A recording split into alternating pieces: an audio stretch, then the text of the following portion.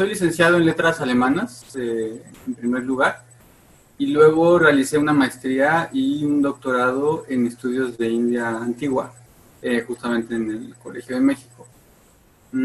Yo trabajo principalmente con literatura india antigua, en sánscrito y en pali, que es otra lengua antigua que utilizaban los budistas, bueno, que siguen utilizando los budistas.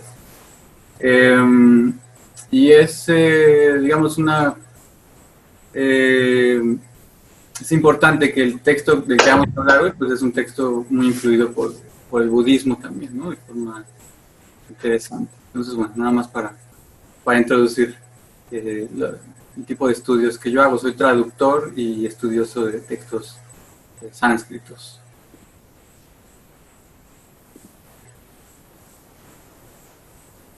Muy bien, Roberto, pues muchísimas gracias.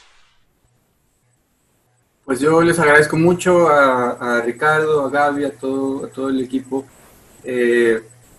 Llevo también años, pues, ¿no? Llevamos años de conocernos, llevo años trabajando con ustedes, desde que, la verdad no recuerdo el año, pero estamos en 2020, debe haber sido como en 2015 más o menos que Gaby y Iván me invitaron a una primera certificación en Inspira Yoga, y bueno, a partir de eso he estado trabajando con ustedes, ahora con Yoga en la Cueva, este proyecto tan importante y tan interesante. Y bueno, gracias a eso pues he conocido a mucha gente pues muy increíble, ¿no? Que luego algunos han llegado a ser también estudiosos, bueno, han llegado a estudiar sánscrito a mis cursos, y algunos de ellos me alegra mucho pues ver que están por aquí también.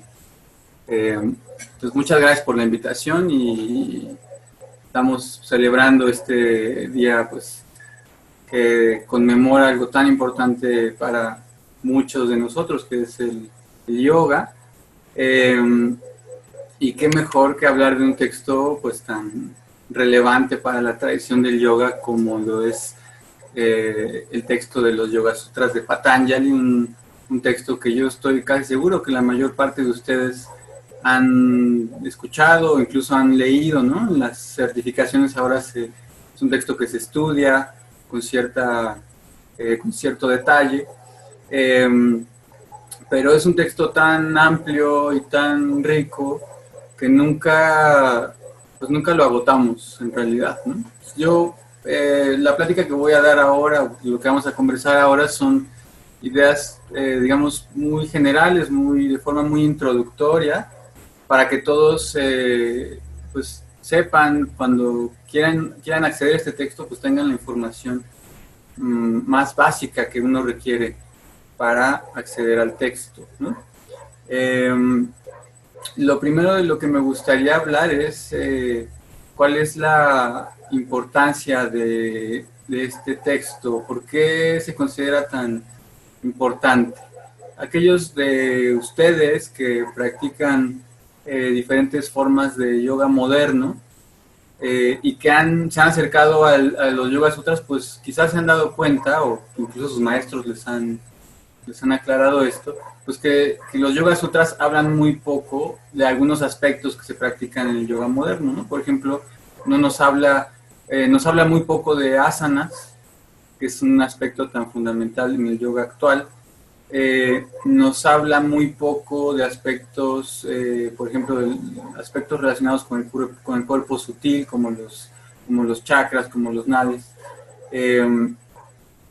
Sin embargo, pues sigue siendo un texto muy estudiado, sigue siendo un texto al que se recurre mucho, y sigue siendo un texto del cual se menciona pues que es la base de la tradición del yoga. Entonces quiero hablar un poco primero de eso, de cuál es la importancia del texto, a pesar de que pues muchas formas de yoga moderno no lo integran completamente, ¿no? Primero me gustaría comenzar diciendo que los Yoga Sutras no es el texto más antiguo que conocemos que hable de yoga. Tenemos referencias previas en textos como las Upanishads, son textos más o menos del siglo VIII antes de la era común, que ya nos hablan de un control de los sentidos a través del control de la respiración, ¿no? Entonces, lo que ahora conocemos como pranayama, el control y la expansión de la respiración como un método que permite controlar los sentidos y que eventualmente produce estabilidad mental. Y eso ya lo encontramos en, como les comento, en textos más antiguos que se conocen como Upanishads. En particular, en algunos de ellos, menciono simplemente uno de los más famosos, la Katha Upanishad, ¿no? Una Upanishad pues muy famosa. Que por cierto, pues ya estas Upanishads ya son textos que se pueden conseguir en español. Ya no es necesario pues leer muchas lenguas y demás. Ya podemos acceder a estos textos a través de nuestra propia lengua, y eso es algo muy favorable. Luego tenemos referencias también a diferentes métodos de yoga en la obra que conocemos como el Mahabharata, que también estoy seguro que ustedes han escuchado de ella. Y en el Mahabharata también se hace énfasis en diferentes métodos de yoga, yoga como control de la respiración, yoga como medio de conocimiento, pero no hay, digamos, una sistematización o un sistema que podamos llamar yoga. Simplemente hay ideas aisladas que hablan de yoga. Y esa es la gran virtud del texto de Patanjali, de los Yoga Sutras. Es el primer tratado que conocemos, no sé, probablemente había otros, pero se han perdido. Es el primer tratado que conocemos que hace una sistematización. Nos dice, esto es el yoga, esto es el objetivo del yoga, y este es el método, o son los pasos que uno tiene que seguir para lograr ese objetivo que plantea el mismo Patanjali, ¿no? Y en ese sentido, pues es una obra extraordinaria, porque es un primer tratado, es el tratado más antiguo que tenemos, que establece de forma muy clara cuál es el yoga, o qué es el yoga para Patanjali, cuál es el método y cuál es el objetivo. Y nos lo dan en una obra muy concisa, que por su misma concisión, vamos a mencionarlo, es muy compleja, pero que ya contiene dentro de toda la obra, contiene todas las ideas que el sistema necesita, ¿no? Ya no tiene uno que recurrir fuera de la obra a otras obras. Ahora, el sistema que plantea Patanjali y la obra que él desarrolla es una obra muy rica en influencias de diferentes tradiciones, ¿no?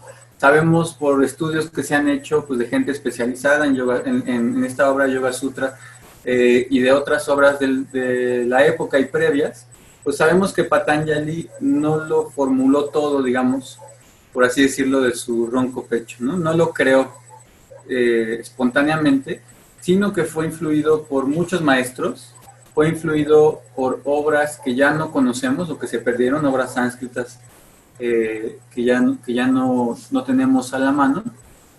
Y podemos mencionar diferentes influencias entonces, ¿no? Entre las que me gustaría mencionar está, por ejemplo, la influencia de estos sistemas de yoga que yo mencionaba hace un momento, que aparecen en tradiciones brahmánicas, que están representadas por las Upanishads, que están representadas por obras como Mahabharata, pero también tenemos otras influencias interesantes que no siempre se mencionan, en particular no siempre se mencionan en el contexto de las clases de yoga, ¿no? Pensamos que Patanjali es parte, a veces se dice, ¿no? Patanjali pues tiene que formar parte del hinduismo y demás, pero la realidad es que Patanjali pertenece a un entorno en donde hay un diálogo con otras tradiciones, hay una necesidad de integrar elementos de otras tradiciones, y en ese sentido Patanjali tiene todo un aspecto digamos de influencias dentro del brahmanismo, pero al mismo tiempo está muy influido por otras tradiciones que se consideran heterodoxas, en particular por dos tradiciones, por la tradición budista y por la tradición jaina o jainista. Del budismo, Patanjali integra elementos que ya llevaban siglos ahí siendo desarrollados por los budistas, en particular métodos de meditación, métodos para quietar la mente y para concentrar la mente de forma continua. Y hay influencias muy fuertes. De hecho, hay sutras, tanto en el primer libro como en el segundo libro de los Yoga Sutras, que son citas, ¿no? Aunque no se dice que sean citas, pero son citas literales de textos budistas. Y hay gente que se ha dedicado también pues, a identificar estas correspondencias, ¿no? Es algo muy interesante. Por otra parte, la influencia jaina es también muy, muy clara en el texto de Patanjali. Para aquellos que no lo saben, pues al mismo tiempo que surge el budismo en India en el siglo VI antes de nuestra era, surge otra tradición que es el jainismo. Y el jainismo es una tradición extremadamente ascética, es decir, es una tradición que se enfoca mucho en realizar abstenencias del cuerpo muy extremas, por ejemplo, comer muy poco, beber muy poco. Hay tradiciones jainas en donde uno tiene que estar desnudo completamente, ¿no? Es decir, hay que privar al cuerpo de todos los placeres posibles con el objetivo de quemar el karma. Ese es uno de los postulados de la tradición jainista. Pero al mismo tiempo la tradición jainista pone el énfasis en una conducta ética ejemplar, ¿no? De hecho, podemos decir que la tradición jaina pues es la tradición de la India antigua más ejemplar en términos éticos. Está enfocada 100% en no dañar a otros seres. Y con el objetivo de no dañar a los otros seres, pues tiene una serie de postulados básicos que todo practicante tiene que seguir, ¿no? Los jainas les llaman los 5 grandes votos. Y esto les va a sonar a ustedes, pues, familiar, ¿no? Les voy a decir cuáles son los 5 grandes votos. Los 5 grandes votos son lo que conocemos como ahimsa, o pues el no asesinar o la no violencia. Satyam, la verdad, la práctica de la verdad. Asteyam, la abstinencia de robar. Brahmacharyam, la práctica de un celibato, la práctica de un celibato o de una vida célibe. Y aparigraha, es decir, el no aferrarse a las cosas materiales. Aquellos que ya tienen una noción del texto de Patanjali, pues quizá hayan reconocido que estos 5 postulados del jainismo, que son como el siglo VI antes de nuestra era, forman la base, o de hecho son idénticos a los 5 yamas. Y los 5 yamas, pues es el primero de los angas, o el primero de los miembros del yoga de 8 partes, o de las 8 partes del yoga de Patanjali, ¿no? Entonces la influencia del jainismo en Patanjali es fuertísima, ¿no? Porque Patanjali basa su código ético en el jainismo. Y ahí, bueno, hay otras influencias importantes también del jainismo sobre el pensamiento de Patanjali, ¿no? Entonces, lo que es importante, que aquí me gustaría remarcarles con respecto a estas influencias, es que el texto de Patanjali es un texto que está conformado por diferentes tradiciones, ¿no? Es decir, Patanjali no está hablando aislado, no está hablando de forma espontánea de algo que a él se le ocurrió, sino que está integrando los descubrimientos, las prácticas, los desarrollos de muchas otras personas, de muchos maestros de diferentes tradiciones, y nos lo está poniendo en un solo tratado que pues tiene esta gran virtud de ser un tratado sistematizado que nos lo presenta como algo ya casi cerrado, ¿no? Y eso, bueno, es un logro extraordinario. Ahora, eso, bueno, con respecto a cómo surge el texto, ¿no? Los pongo un poco en contexto. Nadie sabe exactamente cuándo vivió Patanjali, el compositor de los Yoga Sutras. Nadie sabe cuándo exactamente fue compuesto este texto.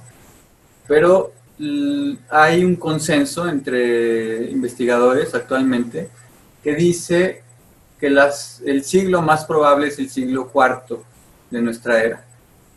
O sea, por ahí del 400 y cacho o 350 y cacho, ¿no? Entonces estamos hablando más o menos de un texto que tiene 1600 años de antigüedad. Un texto pues, muy antiguo. En la India tenemos textos mucho más antiguos, pero aún así es un texto pues, muy antiguo si lo comparamos con las tradiciones europeas modernas, ¿no? O las tradiciones medievales, etc. Entonces es un texto que es muy antiguo para nosotros, pero que para su época, para cuando Patanjali compone este texto, pues ya las tradiciones como el budismo y el jainismo tenían cerca de 1000 años. Él está componiendo su texto 1000 años después de la vida del Buda.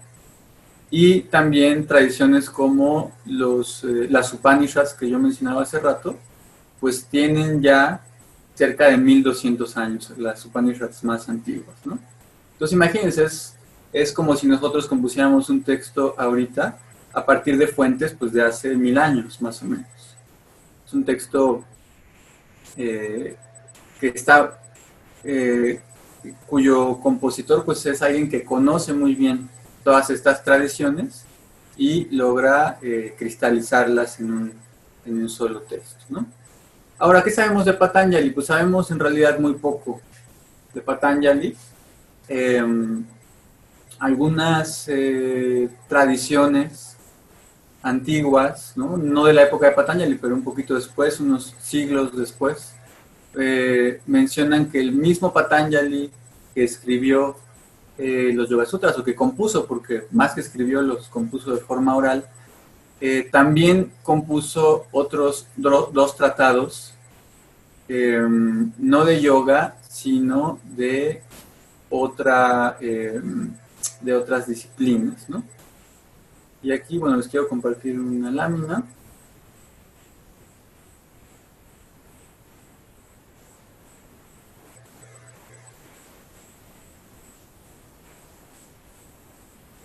Un segundo.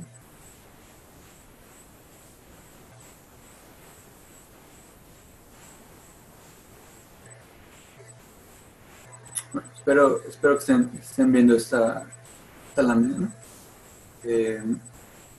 Dice Ricardo que sí, ¿verdad, Ricardo? Correcto. Perfecto.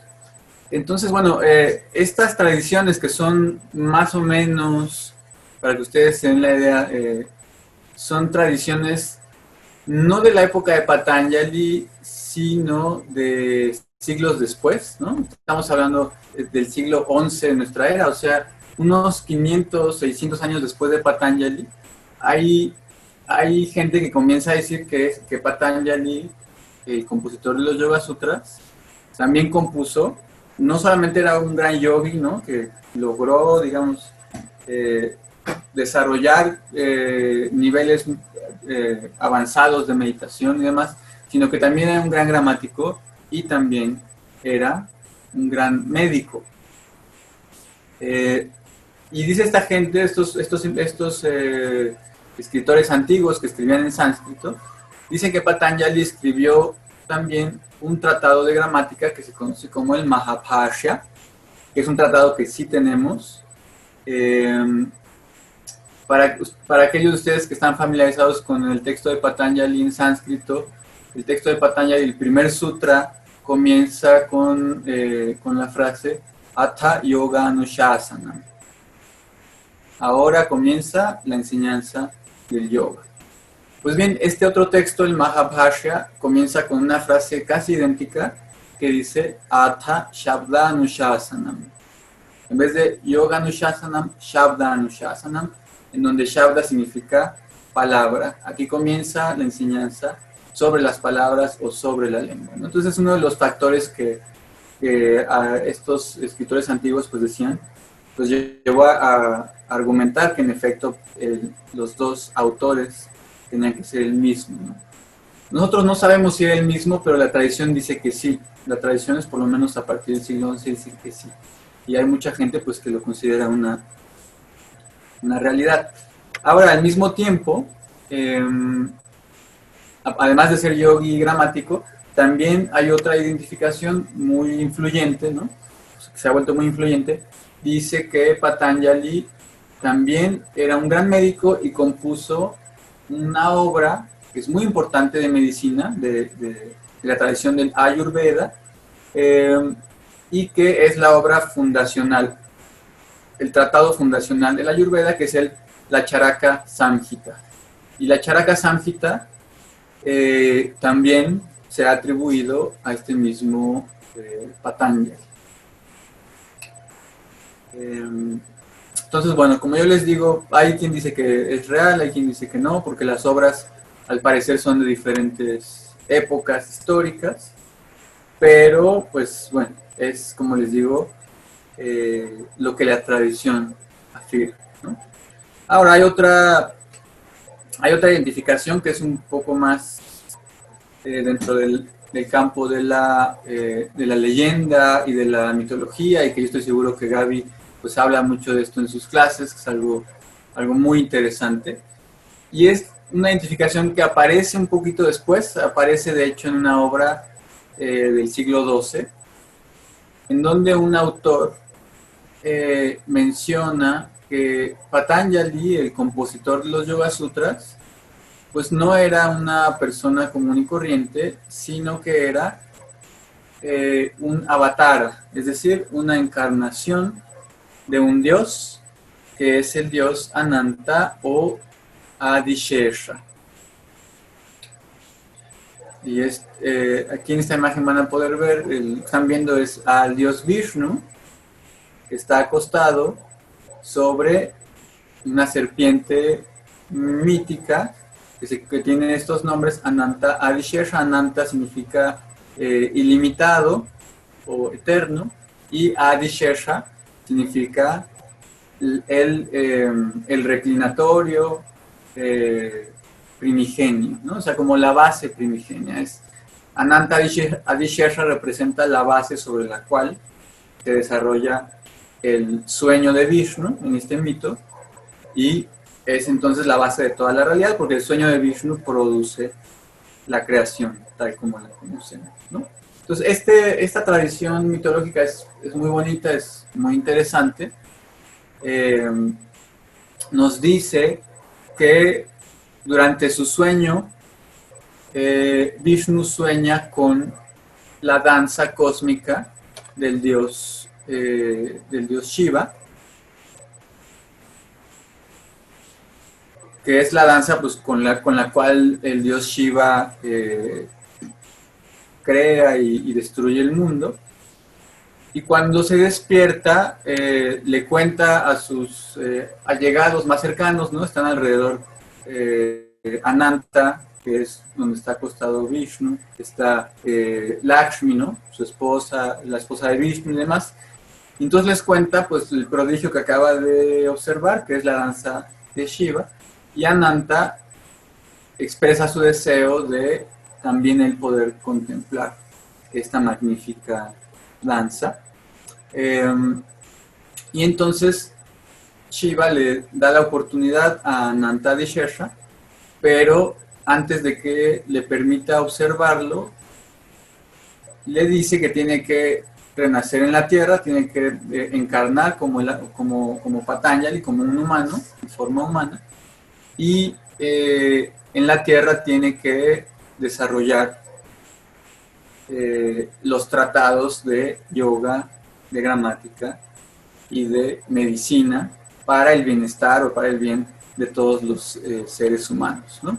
Entonces, bueno, la historia, como digo, que es muy bonita, pues continúa, y eventualmente Patanjali baja a la tierra, recibe el nombre, que esto es también una historia muy bonita, o una parte muy bonita dentro de esta leyenda, recibe el nombre de Patanjali porque cae en las manos, ¿no? No sé si todos lo saben, pero el gesto que en la India pues es un gesto que se utiliza como una forma de veneración a los dioses, al maestro, a los ancestros, etcétera, es conocido como Anjali, ¿no? Cuando juntamos las manos, y el Anjali puede ser muy variado, puede ser juntando las manos completamente, puede ser haciendo un poco cóncavo el espacio entre las manos, o puede ser así, el Anjali, ¿no? Entonces, el Anjali se utiliza mucho para hacer rituales matutinos. Entonces uno va al río, entonces tomas agua con las manos, puede que lleves flores, las pones en las manos y lo arrojas otra vez al agua, ¿no? Al río. Y se habla de una mujer, de una joven que estaba en ese momento en el río, una joven que era muy pura, que era muy dedicada a sus votos, y en el momento en que toma agua del río, en ese momento cae Patanjali con la forma de una pequeña serpiente, cae en el Anjali de esta joven, y de ahí su nombre. Patanjali significa el que ha caído en el Anjali, o el que cayó en el Anjali. De esa forma, pues bueno, él ya toma forma humana en este mito y desarrolla estos tratados, ¿no? Y así lo van a poder ver representado, como las imágenes que empiezan a aparecer en India por ahí del siglo XIII más o menos. Son imágenes en donde vemos el cuerpo de Patanjali, del ombligo para abajo tiene una gran cola de serpiente, recordándonos pues que es la serpiente Ananta Adishesha, mientras que del ombligo para arriba pues tiene forma humana, ¿no? Y pueden ver algunos implementos, no sé, a lo mejor no todos, voy a hacer un poco de zoom aquí para que todos lo vean, quizá no queda tan claro, pero estos implementos que tiene son objetos asociados con la figura del dios Vishnu. Tiene, por ejemplo, aquí el chakra del dios Vishnu. De este lado, no sé si qué tan claro lo vean, tiene la caracola del dios Vishnu también, ¿no? Que son objetos que vamos a ver en las manos de Vishnu. Y en esta mitología es muy interesante. Patanjali, de cierta forma, representa un punto de convergencia o un punto de contacto entre diferentes tradiciones de India, entre lo que conocemos como el Vaishnavismo y lo que conocemos como el Shaivismo, ¿no? Que son pues tradiciones, cada una con sus propios postulados, cada una con su propia mitología, sus propios textos. Pero Patanjali en este mito, de alguna forma, como digo, se convierte en un enlace, porque por una parte es devoto de Shiva, pero por otra parte es también devoto de Vishnu, ¿no? Entonces, abre el espectro devocional hacia ambas tradiciones.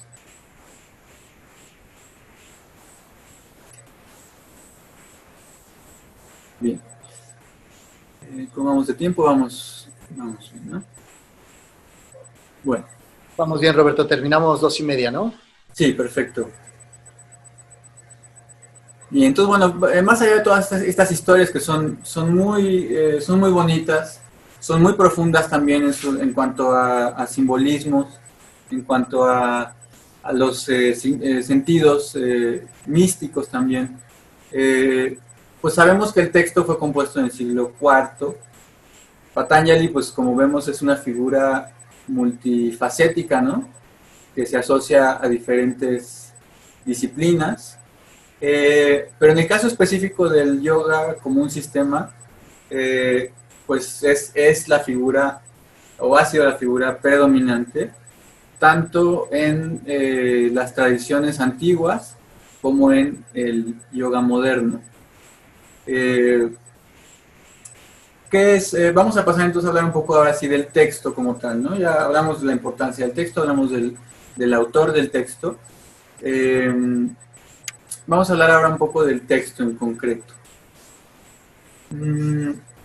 Tradicionalmente, cuando se estudiaba el texto de Patanjali hasta hace muy poco tiempo, pues se identificaba que lo que conocemos como los Yoga Sutras eran el texto compuesto por Patanjali, ¿no?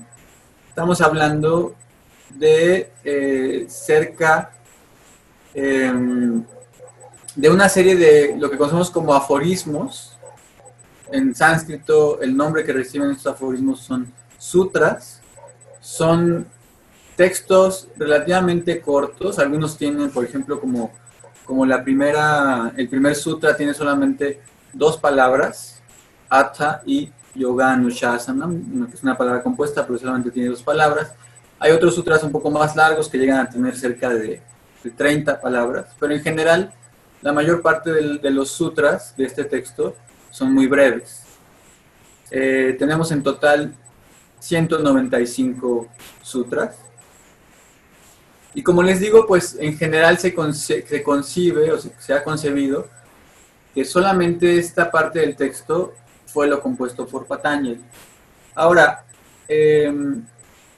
ha habido mucho estudio en épocas recientes, en las últimas 2 décadas, sobre el texto de Patanjali.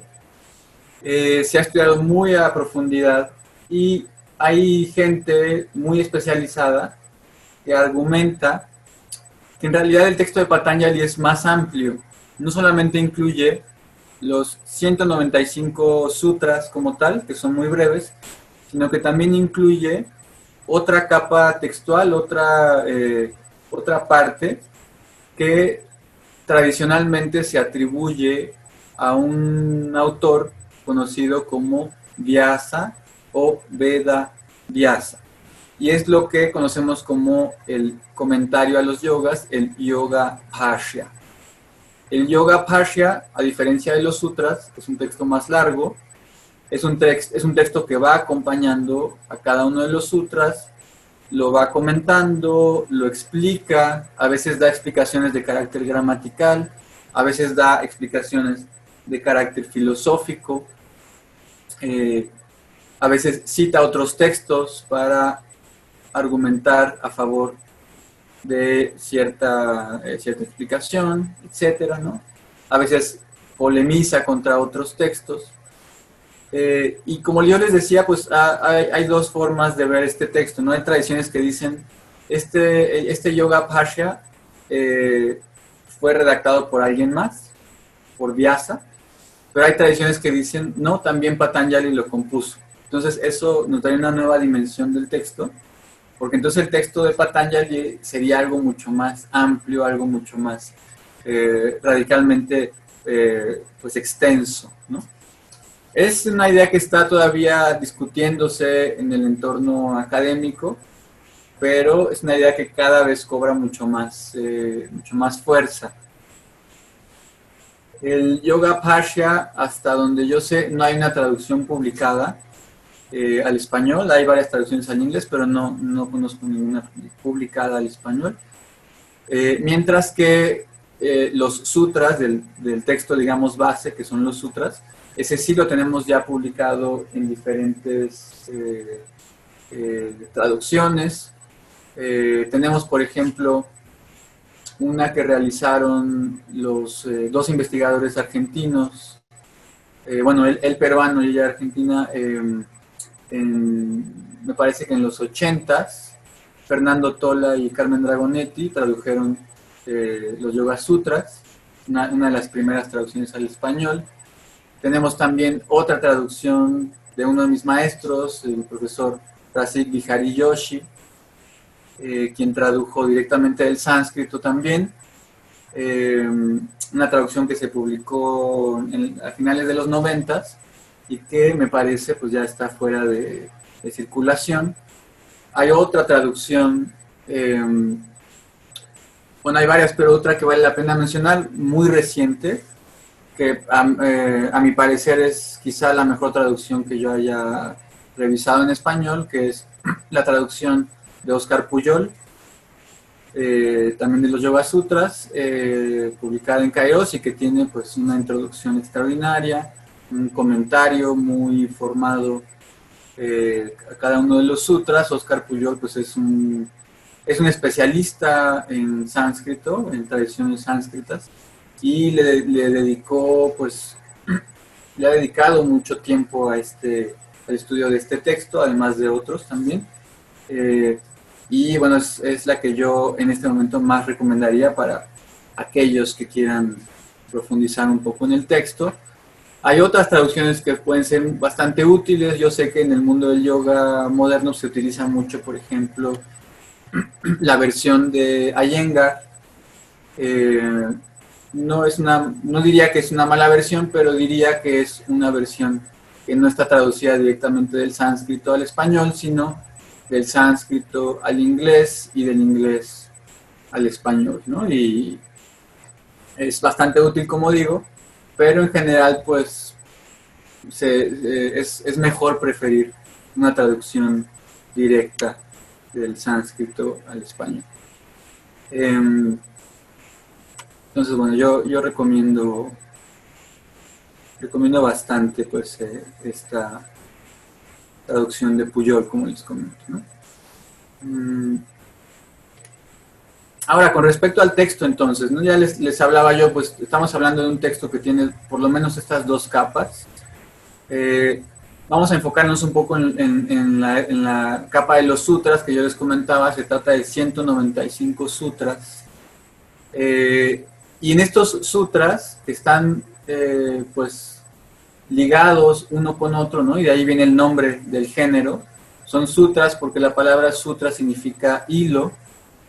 Entonces, el autor va hilando como si fuera una especie de, o engarzando como si fuera una especie de collar, va hilando cada uno de los sutras con los que vienen antes y con el que viene después, para al final darnos, pues, una gran guirnalda de sutras, ¿no?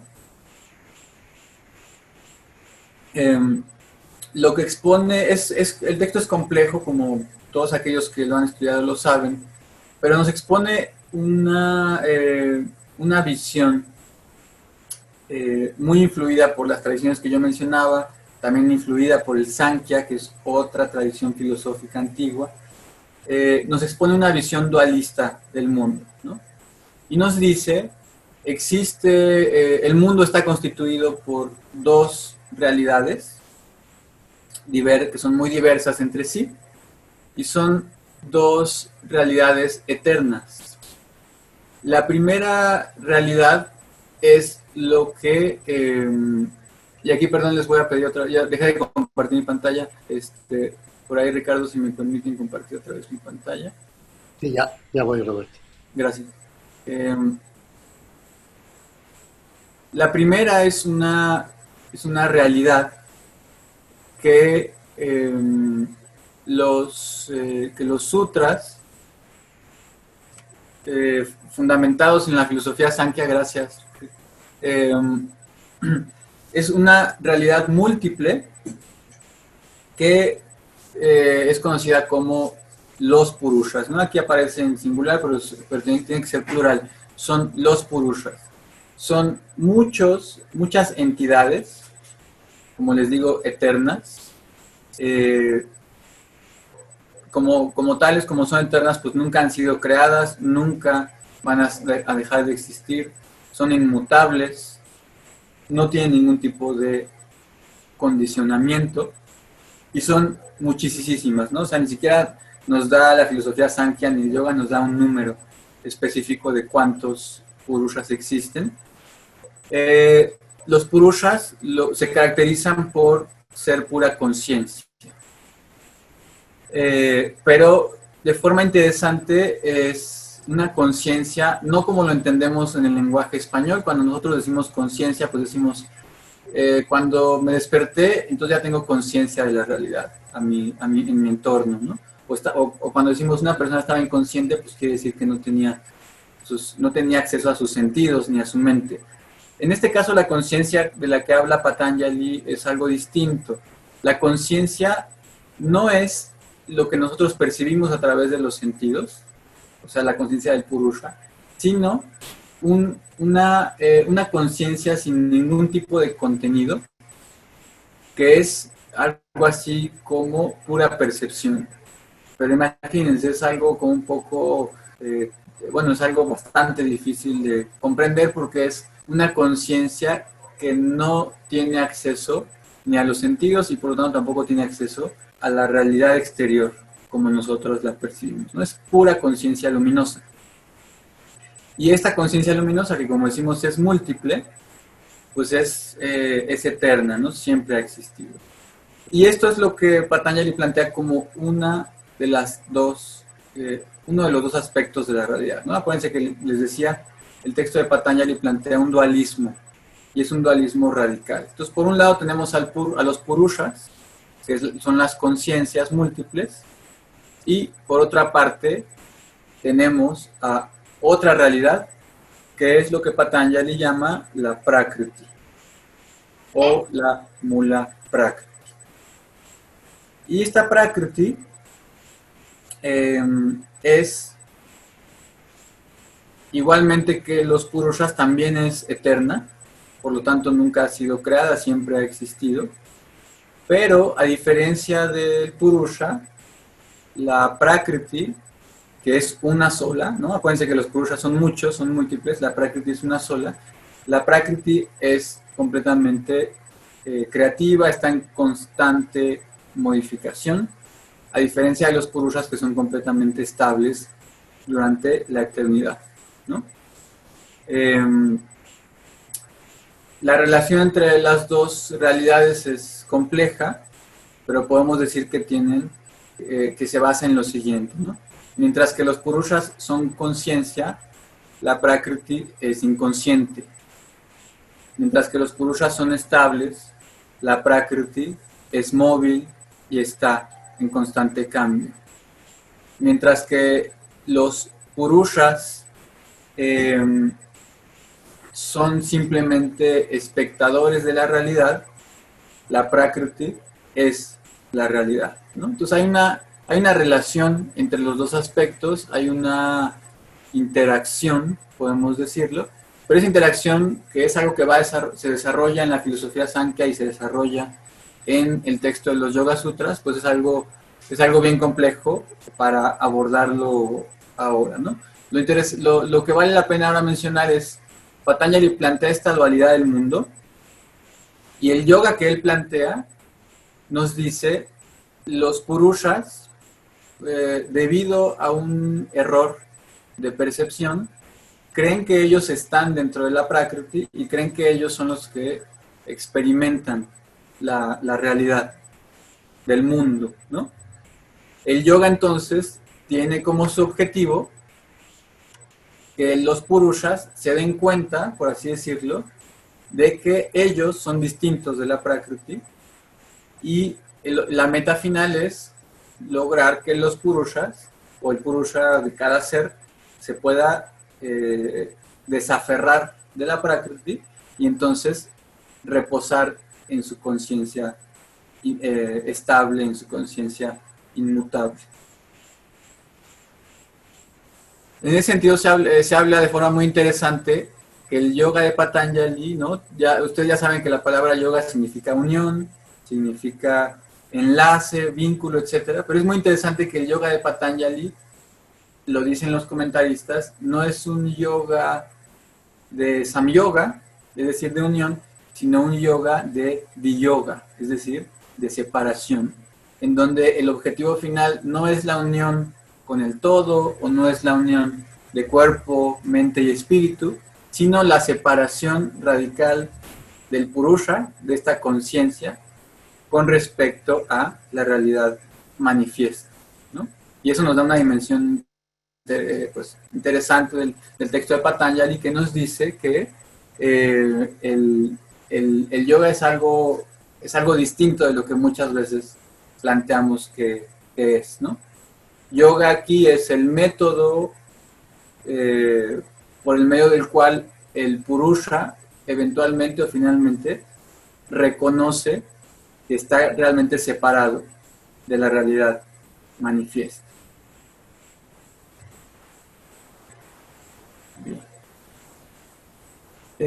Como mencionamos, el texto es muy complejo, simplemente estamos mencionando algunos de los aspectos pues, fundamentales. Aquí, no sé, como tenemos la opción a través del Zoom, quizás sería bueno, Ricardo, pues abrir un poco, quizá en el tiempo que tenemos, algunos comentarios o preguntas. Claro, Roberto, que me levanten la mano, que me pongan levantar mano para que haya un orden. Está ahí en donde dice participantes. Ellos lo abren y dice levantar mano y quien quiera, pues ahí está ya Joana Vargas. Entonces, ¿puedes abrir tu micrófono, Joana? Sí, hola, saludos a todos. Hola. Entonces, realizar la práctica es llegar a ese estado en el que vamos a separar mi conciencia o mi mente, por así decirlo, de la realidad de lo que percibo físicamente y permanecer en ese estado de realidad, ¿cómo dijiste? O sea, la realidad que yo percibo es la que tengo que separar de la realidad en la que me sumerjo cuando estoy en la práctica. ¿Entendí bien? Bueno, sí, tu pregunta es muy interesante porque tocas algunos de los aspectos más importantes para entender cuál es el planteamiento del yoga de Patanjali. Primero, me gustaría comenzar respondiéndote, el tema con el yoga moderno es que el yoga moderno está conformado por muchas tradiciones, ¿no? Y una de esas tradiciones es el yoga de Patanjali, pero así como tenemos el yoga de Patanjali, pues tenemos el Hatha Yoga, tenemos los yogas pues enfocados en el cuerpo, tenemos otro tipo de yogas, incluso pues reconociendo la influencia de las prácticas de meditación budista, etcétera, ¿no? Entonces, cuando hablamos de yoga moderno, uno de los énfasis que se ha hecho es decir, la base de todo el yoga moderno es el yoga de Patanjali. No es incorrecto, pero tampoco es completamente cierto, ¿no? Porque hay yogas tradicionales que no son dualistas, como el caso del yoga de Patanjali. Patanjali te dice tienes que separar las dos realidades. Hay yogas como el Hatha Yoga, en donde no tienes que separar estas dos realidades. Digo, empezando por ahí, ¿no? El otro, ahora para entrar un poco en la explicación, tú mencionaste algo muy interesante. Tú decías, tengo que separar mi conciencia o mi mente, y eso me hace clic de forma muy, muy buena, porque justamente para Patanjali la mente es algo diferente de la conciencia. La mente todavía se encuentra en el plano de la Prakriti, que es esta sustancia primordial, por así decirlo. Entonces realmente la conciencia es algo que ni siquiera podemos identificar con la mente. La mente todavía está, por así decirlo, contaminada, condicionada, todavía está cambiante, ¿no? Y eso es algo que pues vemos de forma muy clara, porque nuestra mente todo el día ahora pensamos en una cosa, luego en otra, y luego estamos en Shavasana y como que te relajas, pero al rato ya cambió tu estado mental. Y lo que dice Patanjali, junto con toda la tradición filosófica del Sankhya Yoga, es pues esa mente que cambia no puede ser la conciencia eterna, estable, no cambiante. La conciencia estable, en realidad nosotros, diría Patanjali, no tenemos acceso a ella. Solamente la conciencia puede tener acceso a sí misma, y para eso tiene que desligarse completamente de la Prakriti, incluyendo la mente. Ahora, eso me lleva, perdón, que me tome un poco más de tiempo, eso me lleva, Joana, y todos los demás, a hablar un poco de entonces cómo podemos traer este texto de Patanjali a la práctica, no solamente cuando estamos haciendo algún tipo de yoga en concreto, sino cuando estamos en la vida cotidiana, ¿no? Entonces, yo a veces pienso, el texto de Patanjali es muy complejo, nos habla de realidades o de metodologías y de metas muy amplias, muy radicalmente, a veces las vemos como algo muy lejano a lo nuestro, ¿no?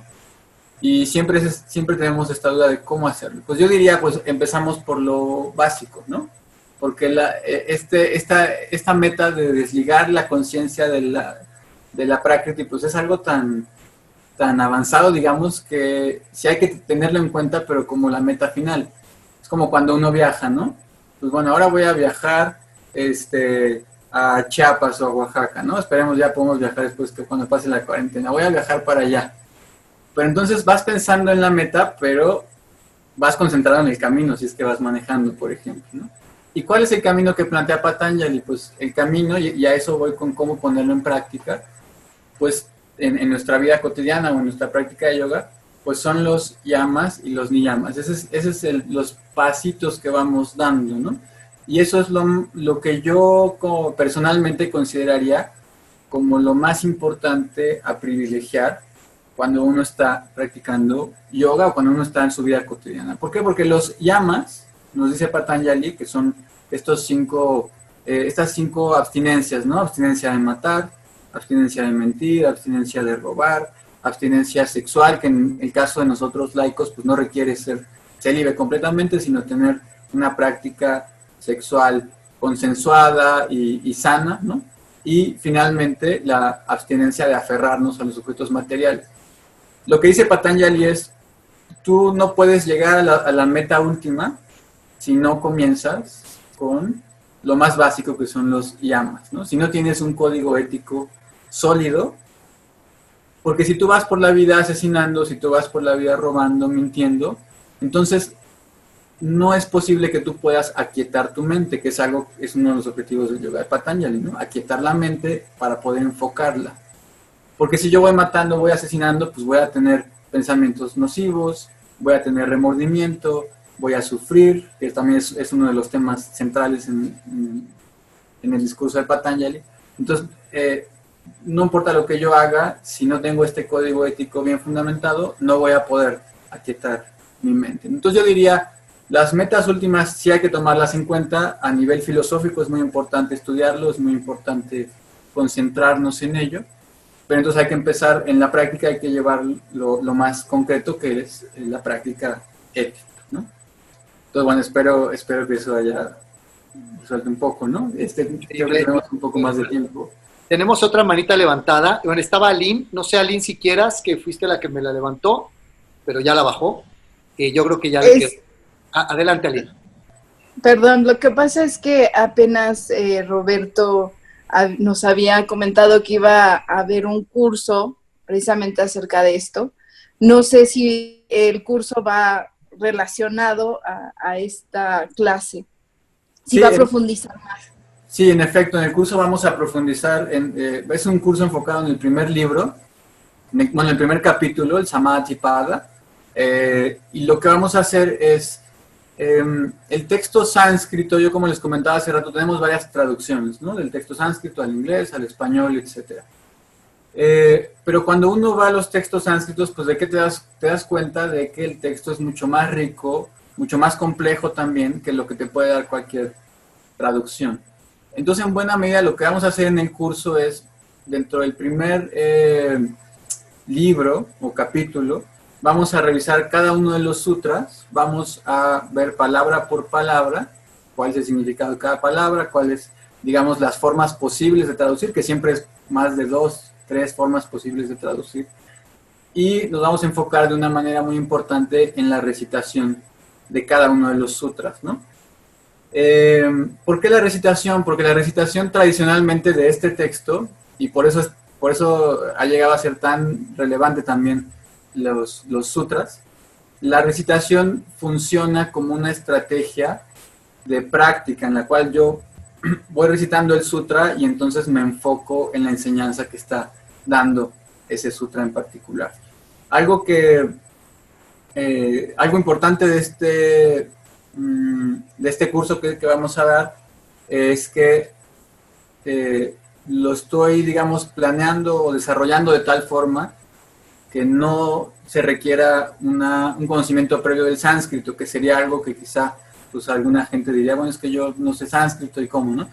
¿Cómo voy a pronunciar? Entonces estoy adaptándolo de tal forma que los que ya saben sánscrito un poco y los que no sepan van a poder pronunciar de forma pues lo más cercana, ¿no? Entonces, si quien esté interesado, pues les comparto por este medio, bueno, Ricardo, si me permite, les puedo compartir. Claro. El correo, pueden escribir al correo sánscrito en México, sánscritoenmexico@gmail.com. También pueden ver la información del curso en nuestra página de Facebook. Esto lo voy a compartir en el chat, entonces, para que todo el mundo pues, lo pueda copiar, y les agradezco mucho, bueno, Ana ya por haberlo preguntado, y también Ricardo y Gaby por permitirme. Hombre, por favor, Roberto, yo ya estoy apuntado, en el curso ya aparté mi lugar. Sí, exacto, de hecho Ricardo ya está apuntado. Y por ahí hay otra, nos compartes ahí estás en Facebook también como Sánscrito en México. Estamos en Facebook como Sánscrito en México, Twitter, Instagram y el correo Sánscrito en México también. Otra manita levantada, yo creo que va a ser la última. Mira, Libertad, por favor. Si estamos sobre tiempo, ¿vamos bien, Roberto? Sí, sí. Libertad, por favor, ¿puedes abrir tu micrófono? Y ya, es muy breve. Muchas gracias, Roberto, por todo lo que nos explicaste. Y quería preguntarte, bueno, dices que no, para que la conciencia tenga acceso a sí misma hay que pasar como por ese proceso de llamas y ni llamas que tendría que ver con el ascetismo del que estaba influido, ¿no? Como sí, toda esa tradición jainista. Pero no sé si entendí esto bien. Él dice que nunca se va a poder llegar, o sea, ese es el objetivo final, pero que nadie llega a ese conocimiento, o sea, la conciencia que se piense a sí misma o que se sienta a sí misma. No, sí llega. No. Okay. Perdón, Libertad, no, sí. Ahí sí, a lo mejor no me expliqué correctamente. No, el objetivo es que sí se puede llegar a eso.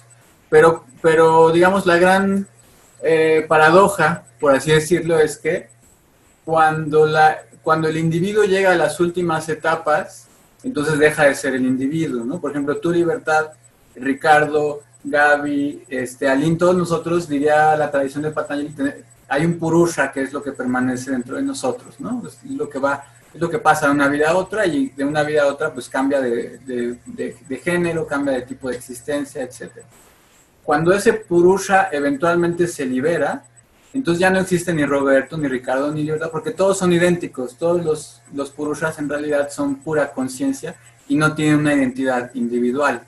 Entonces ya se borra por completo todo rastro del individuo, por así decirlo, ¿no? Y el purusha pues reposa en su propia naturaleza, que es ser pura conciencia, sin ningún tipo de contenido y sin ningún tipo de contacto con la realidad. La realidad del mundo, con la realidad fenoménica. Pues muchísimas gracias, Roberto. No sé si quieras, si tienen un poquito más de preguntas en el chat, o también el maestro es muy abierto, le pueden mandar preguntas a sus redes sociales, y verdad que siempre se da tiempo, poco a poco. No sé si quieras agregar algo, Roberto. No, pues muchas gracias. Ya compartimos ahí en el chat las redes, por si alguien está interesado en el curso, o también pues simplemente seguir nuestro proyecto, que a veces damos charlas pues abiertas, como en este caso, ¿no? A veces hay conferencias que se comparten también en YouTube, por ejemplo. Y pues bueno, luego ahorita no ha habido cursos de sánscrito introductorio, pero tenemos cursos en marcha de traducción. Y bueno, muy invitadísimos todos. El curso comienza el 6, que es más o menos como en 2 semanas.